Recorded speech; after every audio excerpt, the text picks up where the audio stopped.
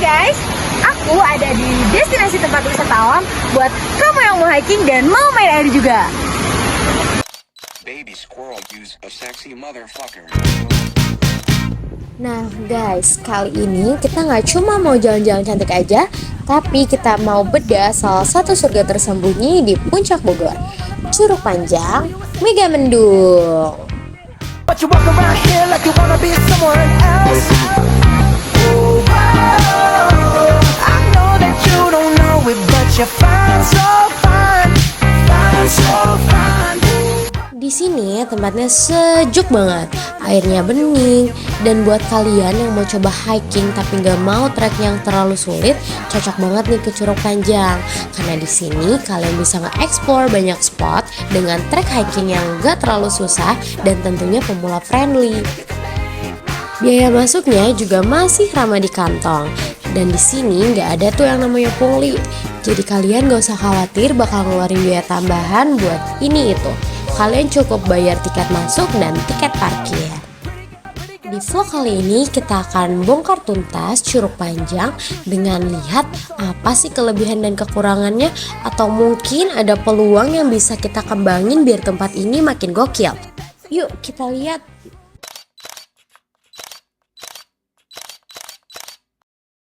Curug Panjang ini ada di Megamendung, Bogor.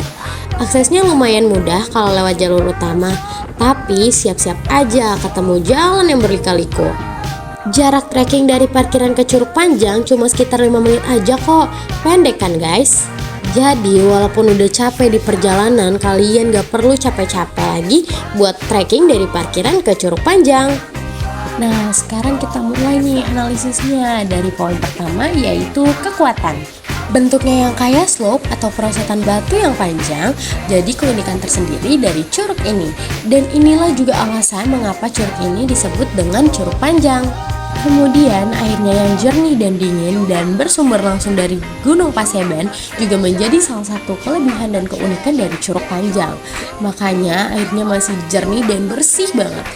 Tugas kita sebagai pengunjung adalah untuk menjaganya agar tetap bersih dan jernih. Gak cuma itu, kalau kalian bosan main ke curugnya, di Curug Panjang juga ada fasilitas camping ground yang super luas. Area berkemahnya gede banget, jadi salah satu yang terbesar yang ada di puncak. Jadi kalau kalian sudah bosan untuk main air, kalian bisa nih buat camping di camping ground yang ada di Curug Panjang. Sekarang kita mau jujur-jujuran ngomongin kelemahan atau kekurangan dari Curug Panjang. Yang pertama, akses jalan yang masih belum rata. Beberapa rute menuju ke Curug Panjang masih berbatu dan butuh perhatian ekstra. Jadi mungkin ini bisa diperbaiki agar kedepannya mempermudah orang-orang untuk datang berkunjung ke Curug Panjang. Yang kedua, kedalaman air yang berbahaya. Kolam di bawah curug utama kabarnya bisa sampai 7 meter. Jadi perlu ada peringatan yang lebih jelas dan pengawasan yang ketat, lebih dari sekedar memasang plang. Kira-kira kalau plangnya ada di sini, bakal ada yang lihat gak ya guys? Yang terakhir, ini yang paling jadi PR, yaitu masalah kebersihan dan keamanan fasilitas. Sayang banget, di tempat sebagus ini masih banyak banget sampah sisa pengunjung. Gak cuma itu, gak sedikit juga beberapa plang yang divandalisme oleh pengunjung.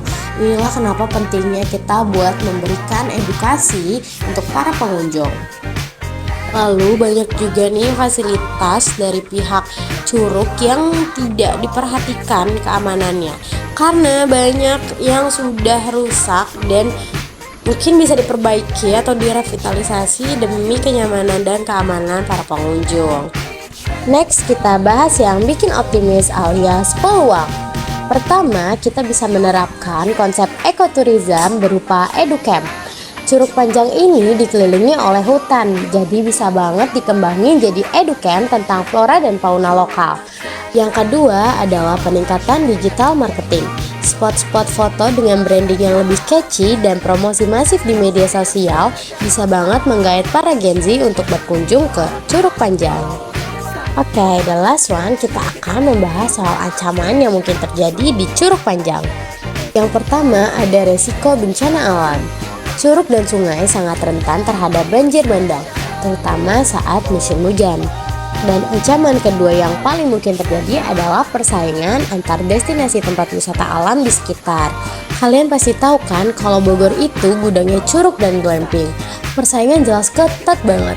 Makanya Curug Panjang harus punya unique selling point yang kuat agar bisa bersaing dengan destinasi tempat wisata alam lainnya.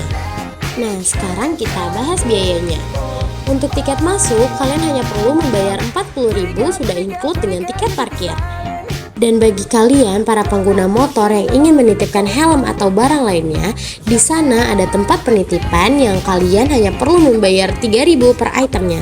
Untuk biaya camping, kalian perlu membayar 65.000 per malam di luar tiket masuk.